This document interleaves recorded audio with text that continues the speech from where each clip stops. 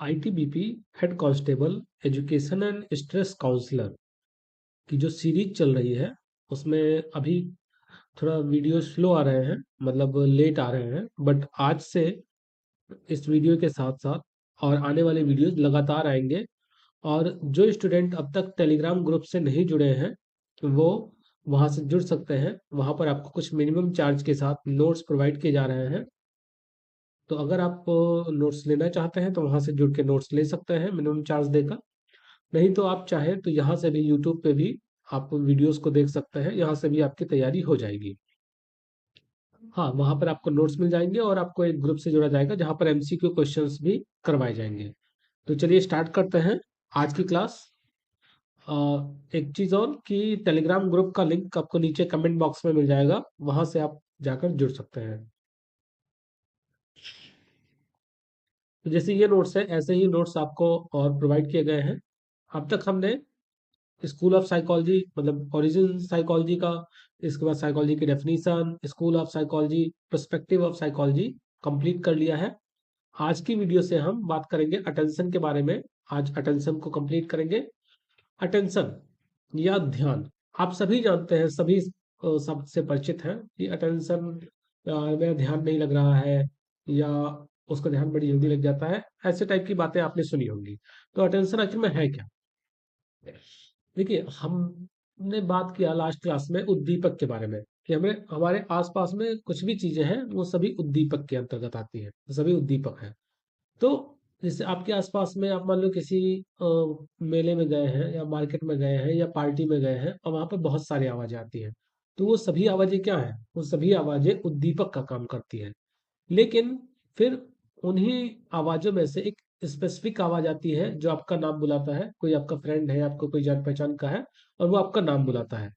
तो आप क्या करते हो? उन सारी आवाजों में से उन सारी आवाजों को हटाते हुए एक आवाज पे, उस एक आवाज पे आपका फोकस बन जाता है और आप उस आवाज को बड़ी अच्छे से सुन लेते हो।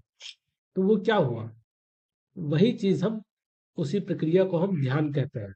ध्यान वह प्रक्रिया है जिसके द्वारा व्यक्ति किसी विशेष उत्तेजना पर केंद्रित होता है। मतलब उत्तेजना मतलब जैसे जो आवाज आई उसने आपके कानों को उत्तेजित किया, तो किसी एक विशेष उत्तेजना पर आप केंद्रित हो गए और अन्य अप्रासंगिक उत्तेजनाओं को अनदेखा करता है। यानी बाकी जो आवाजें थी उसको आपने अनदेखा कर दिया और एक आवाज पर आप केंद्रित हो गए। ठीक। और ये सक्रिय और गतिशील प्रक्रिया होती है। ठीक है। सक्रिय कैसे है? क्योंकि आप इसमें एक्टिव रहते हो। और गतिशील इसलिए है क्योंकि ध्यान बदलता रहता है, कभी इस चीज पे ध्यान, कभी उस चीज पे ध्यान। और ये हमारी मानसिक ऊर्जा का कुशल उपयोग सुनिश्चित करता है। अब इसकी कुछ विशेषताओं की बात करें तो जो ध्यान होता है वो सेलेक्टिव होता है, चयनात्मक होता है। आप इसमें सेलेक्ट कर सकते हो कि किस चीज पर मुझे ध्यान देना है, किस चीज पर ध्यान नहीं देना है। और आप कई बार चाहो तो लंबे समय तक भी ध्यान बनाए रख ले जाते हो।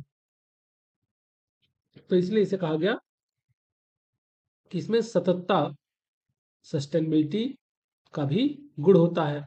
ये परिवर्तनशील होता है, कई बार आपका ध्यान बदलता रहता है, कभी इस चीज पे ध्यान, कभी उस चीज पे ध्यान। और सेंटर्ड, व्यक्ति अपनी ऊर्जा को एक जगह पर केंद्रित भी कर लेता है। ठीक। अब इससे रिलेटेड कुछ थ्योरीज की बात करें। सबसे पहले बात करें कि इसमें अब क्वेश्चन क्या बन सकता है। सॉरी, क्वेश्चन क्या बन सकता है?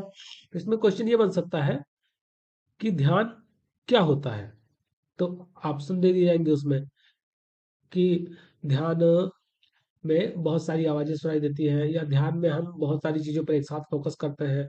इसी टाइप के कई सारे ऑप्शन रहेंगे। उसमें से एक ऑप्शन रहेगा कि ध्यान में हम किसी एक विषय पर केंद्रित होते हैं या किसी एक विशेष उत्तेजना पर ध्यान केंद्रित करते हैं।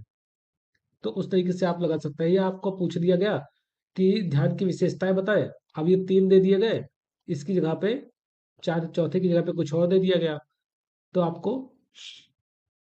इसमें से पूछा गया कि कौन सी विशेषता नहीं है, तो आपने चौथा वाला जो कुछ और दिया गया, मान लो इसमें दे दिया गया आपका कि ध्यान बहुआयामी होता है, तो आपने इसको टिक कर दिया कि ध्यान बहुआयामी नहीं होता है। अब इसकी थ्योरी की बात करें, ध्यान से संबंधित सिद्धांत की, तो इसमें एक फिल्टर थ्योरी दी गई।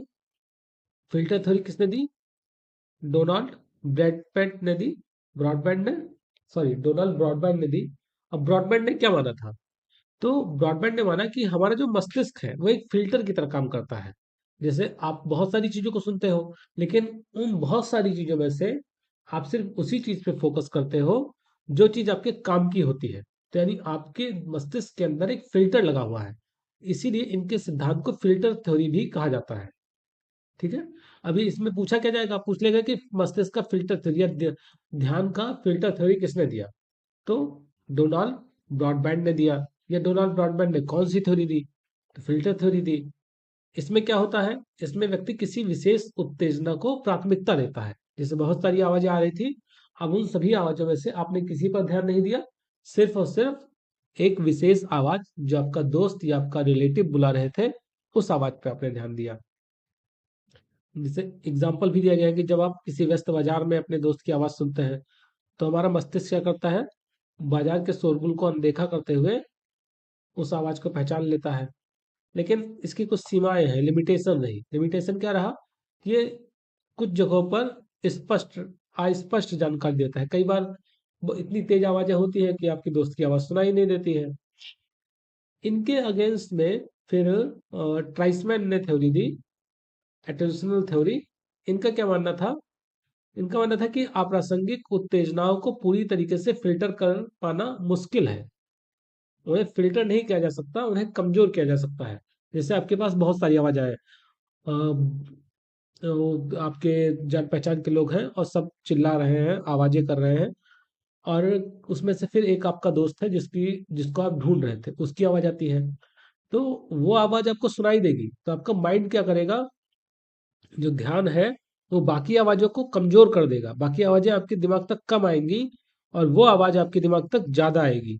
उन्होंने कहा है बस इतना हो सकता है, ये नहीं हो सकता है कि बाकी सारी आवाजों को हटा दे और सिर्फ एक ही आवाज आपके पास जाए, ऐसा नहीं हो सकता है।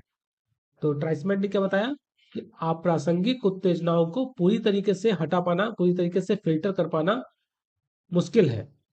हाँ, उन्हें कमजोर जरूर किया जा सकता है। जैसे अगर दो लोग बात कर रहे हैं और तीसरा व्यक्ति आपका नाम पुकारता है, तो आप उसका नाम सुन सकते हैं, लेकिन ऐसा नहीं है कि जो दो व्यक्ति बात कर रहे हैं उनकी आवाज एकदम आपके कान तक नहीं पहुंचेगी। ठीक है। इसके बाद इसमें एक और मॉडल देखते हैं, संसाधन आवंटन मॉडल, रिसोर्सेस एलोकेशन मॉडल। ये कॉहनमैन ने दिया। कॉहनमैन ने क्या बताया कि ध्यान सीमित संसाधन है और इसमें आप अपनी प्राथमिकताओं के आधार पर अलग अलग कार्यों में बांट तो सकते हैं, लेकिन अगर आप सोचो कि सब पर एक साथ ध्यान लगा लो, तो ऐसा नहीं हो सकता। इसको हम यहाँ पे भी देखते हैं। ये एक और नोट्स है जो आपको ग्रुप में दे दिया जाएगा, जो पेड ग्रुप है। इसमें गवर्नमेंट ने बताया यहाँ पर कि जो ध्यान है, एक मिनट, यहाँ पे ये देखिए बताया गया है गवर्नमेंट के द्वारा कि हम लोगों में विभिन्न उद्दीपकों से मिलने वाले सूचनाओं को संसाधन करने की एक सीमित मानसिक क्षमता है और हम सभी सभी उद्दीपकों पर एक साथ ध्यान नहीं दे सकते हैं। ठीक। इससे पहले ब्रॉडबैंड ने क्या बताया था कि हम सिर्फ एक स्पेसिफिक पर ध्यान देते हैं। फिर उसके बाद ट्राइसमैन ने बताया कि नहीं, सिर्फ एक पर ध्यान नहीं दे सकते, कि बाकी सब हट जाए, बाकी सबको कमजोर कर सकते हैं लेकिन वो भी सुनाई देंगे। और इन्होंने बताया कॉहनमैन ने कि हम सबको एक साथ लेकर नहीं चल सकते हैं। ठीक है।